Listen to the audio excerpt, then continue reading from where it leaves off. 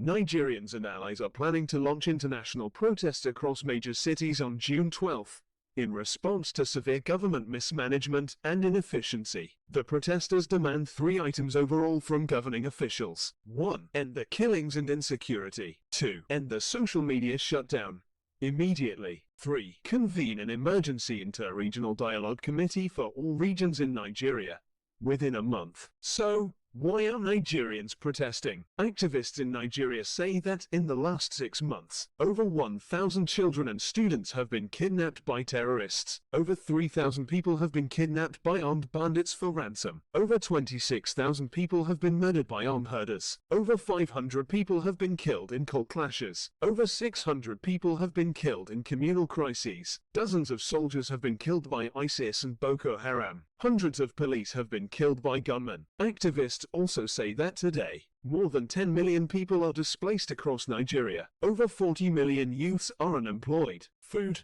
water, and gas prices are rising. More than 150 million Nigerians exist in perpetual hunger and poverty. There are severe civil rights violations by the government. There is a suspension of the rule of law and constitution. There is endless harassment of citizens. And there is an internet shutdown that is crippling communications between communities, not only with protesters but organizers, businesses, and other branches of society that depend on it for valuable information. What went wrong and how did Nigeria get here? And why protest now? The COVID-19 pandemic turned Nigeria's socio-economic landscape upside down and exposed serious failings in governance. Authorities have declared lockdowns in most states, requiring residents to stay indoors and for businesses to close, except for certain essential services. This has shrunk Nigeria's economy by at least 6%. The government failed to provide for large portions of the population that were left unable to afford food and other basic necessities. Before COVID-19,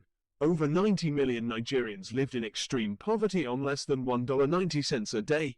The World Bank projected that COVID-19 will push 5 million more into poverty. The pandemic also exposed Nigeria's inadequate healthcare infrastructure, which mostly took care of the affluent and wealthy while casting away the poor. In Lagos State, second thought from the government. Anti-impunity sentiments also surged due to the police's use of excessive and often lethal force to enforce lockdowns. Many people were killed according to human rights groups like the NHRC. Due to COVID-19, schools in Nigeria were shut for at least 6 months, affecting about 37 million children. Many students did not have access to online education, nor did the government take responsibility. In September 2020, the Independent Corrupt Practices and Other Related Offences Commission, ICE, revealed it had found payments totaling 2.67 billion naira.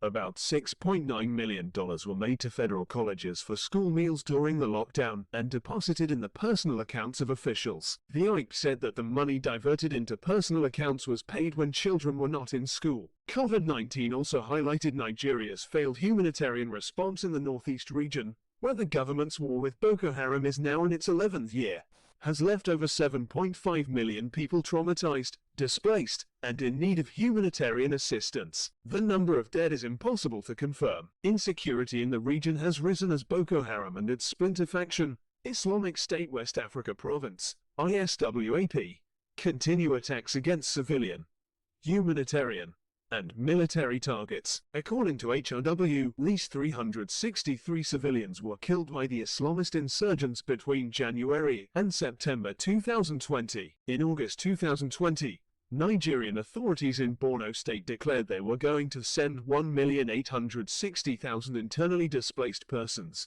IDP, and refugees back to their communities, which they fled due to lack of security, a service the government is required to provide but has so far failed to do so. Soon after, Boko Haram insurgents attacked the community and abducted at least 100 people. Despite the lack of security and ongoing terrorist attacks, the government continued to return the Nigerian refugees from Cameroon by force. In many parts of Nigeria, intercommunal violence has continued to grow out of control as herder-allied armed groups, vigilantes, and organized crime has led to the murder of countless civilians, a growing trend of kidnapping for ransom, and the theft and smuggling of cattle. The widespread femicide, rape, and violence against women and girls has grown out of proportion and has been declared a national emergency. The national emergency was called after thousands of people pressured the government to do so. They were angered by the femicide of Veruela Masua, a 22-year-old microbiology student at the University of Benin, Edo State, who was raped and brutally assaulted after she went to study in a church. Amid the protests for Masua,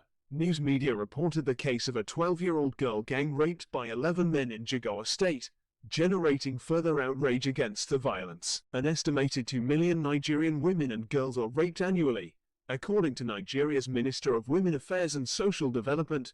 Few of the cases are reported, and when there are fewer are prosecuted, due to the stigma associated with being a rape survivor, fear of reprisals, and distrust of the authorities. The government has also failed thousands of people with mental health conditions. Institutional abuse of the mentally ill is rampant and common, with many remain chained and locked up inhumanely. The facilities they are held in include state hospitals, rehabilitation centers, traditional healing centers, and both Christian and Islamic faith-based facilities. So what is being done about all this? In October 2020, following more revelations of the abuses of Special Anti-Robbery Squad, SARS, a notorious unit of the Nigerian police, mass protests happened throughout the major cities of Nigeria. It was called the EndSARS movement. It is a decentralized social movement which swept across Nigerian communities worldwide. The movement was accompanied by social media awareness campaigns across every platform, solidarity protests and demonstrations by Nigerians in diaspora and allies occurred in many major cities of the world. The movement has since expanded to include demands for good and accountable governance. In June 2021, the Buhari government banned Twitter, where millions of Nigerians gather to get information about ongoing events in their regions and worldwide. Today, the organizations,